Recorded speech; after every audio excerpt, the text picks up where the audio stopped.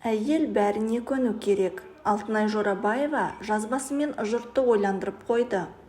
Ері әйеліне, әйелі еріне көмектесіп өмір сүрсін. Сәлем достар, сіздермен бірге News.kz арнасы. Каналыма тіркеліп қоңырау белгісін басуды ұмытпаңыздар.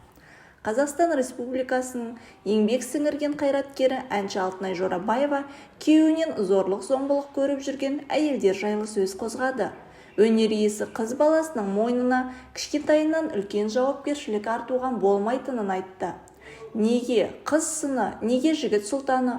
Әу бастан қыз баласын сынға алып, бәрін әйел баласынан талап ету, бүкіл жауапкершілікті әйел адамға артып қоюды қанға сіңіріп, ойға түйіп тастаған сияқты ма? Қалай өзі? Қыз нәзік, қыздың жолы жіңішке, қызға 40 үйден тыйым дейді де, қыздың 40 жаны бар деп қоятынымыз тағы былай. Бұлай қарасаң, нәзік, әлсіз деген сияқты айтып келіп, бірақ сол әлсіз жаратылысқа үстемдік жасап, әлсізге әлімжеттік көрсетіп, бірақ қайтадан бүкіл үйдің тірлігін, бүкіл жауапкершілікті, яғни күйеуі ішіп кетсе, құмар ойын ойнап кетсе, ішіп келіп ұрса, жүрсе, әйел үнін шығармай көніп, бала шағаны бағып, үй шаруасын жасап жүруді талап етуді қалай түсінуге болады? Нағыз ер азаматты сыйламайтын, тапқан табысының берекесін қашырып отыратын әйелдер бар.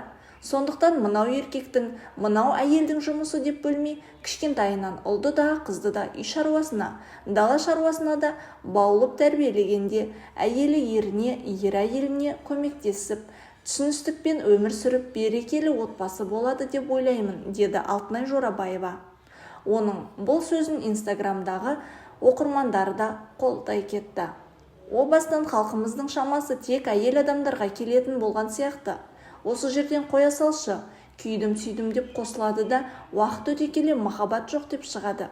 Әр қиыншылықтың артында жақсылық бар деген. Соған жеткенше шыдау керек.